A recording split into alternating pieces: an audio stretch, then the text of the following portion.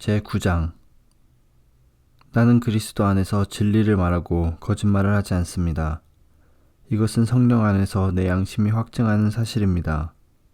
내게는 큰 슬픔이 있고 내 마음속에는 고통이 쉴 새 없이 밀려옵니다. 나는 내 동포, 내 동족들을 위해서라면 나 자신이 저주를 받아 그리스도로부터 끊어져도 좋다는 각오가 되어 있습니다. 그들은 이스라엘 백성으로서 하나님의 아들이라는 신분을 얻었습니다. 그들에게는 하나님의 영광이 있고 하나님과 맺은 언약이 있고 율법과 성전 예배와 약속들이 있습니다. 족장들이 그들의 조상들이며 그들의 혈통에서 그리스도께서 나셨습니다. 그리스도는 만물 위에 계시는 하나님이시며 영원토록 찬양을 받으실 하나님이십니다. 아멘. 하나님께서 그들에게 하신 약속이 실패로 돌아갔다는 것이 아닙니다. 이스라엘에게서 태어난 사람이라고 해서 다 이스라엘 백성인 것은 아닙니다. 아브라함의 자손이라고 해서 다 아브라함의 자녀인 것은 아닙니다. 하나님께서는 이삭에게서 난 자라야 내 자손이라 부르리라 라고 말씀하셨습니다.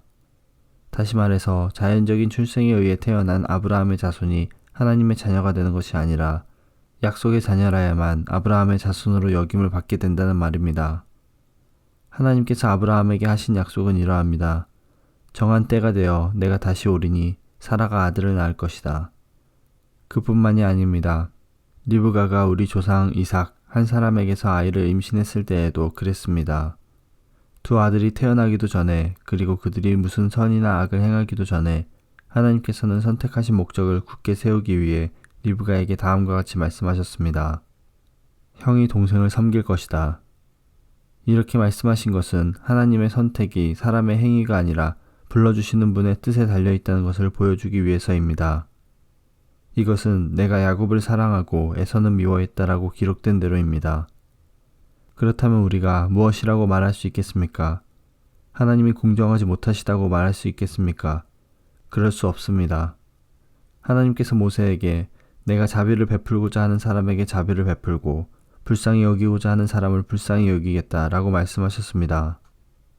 그러므로 모든 것이 사람의 요구나 노력에 달려있는 것이 아니라 하나님의 자비에 달려있는 것입니다. 이런 이유로 하나님께서는 파라오에게 내가 너를 왕으로 세운 것은 너를 통해 내 능력을 나타내고 내 이름을 온 땅에 두루 전하기 위함이다 라고 말씀하셨던 것입니다.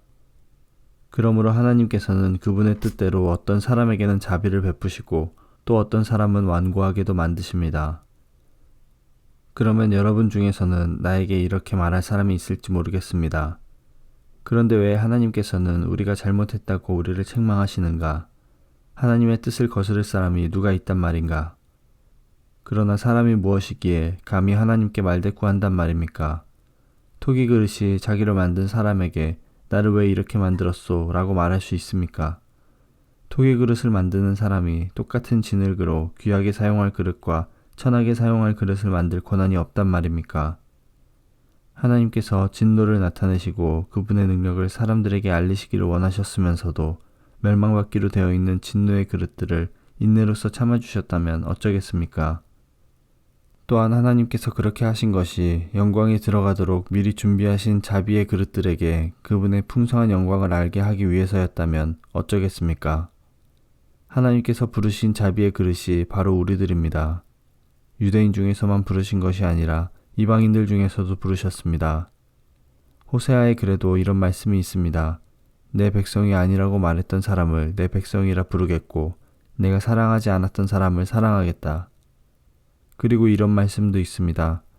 너희는 내 백성이 아니라고 그들에게 말한 그곳에서 그들은 살아계신 하나님의 아들이라고 불리게 될 것이다.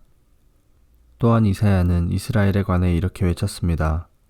이스라엘 자손의 수가 바닷가의 모래처럼 많을지라도 남은 자만 구원을 얻을 것이다. 주님께서 약속하신 말씀을 이 땅에서 신속하고 철저하게 이루실 것이다. 또 일찍이 이사야가 이렇게 예언한 것과 같습니다. 만군의 주님께서 우리에게 후손을 남겨두지 않으셨다면 우리는 소돔처럼 되고 고모라처럼 되었을 것이다. 이러한 사실에 대해 우리가 뭐라고 말하겠습니까? 의를 추구하지 않았던 이방인들이 믿음에서 나오는 의를 얻었습니다. 그러나 이스라엘은 의의 율법을 추구했지만 그것을 얻지 못했습니다. 왜 얻지 못했을까요? 그것은 그들이 믿음에서 나오는 의를 추구한 것이 아니라 그 의가 마치 행위에서 나오는 것으로 생각하고 의를 추구했기 때문입니다.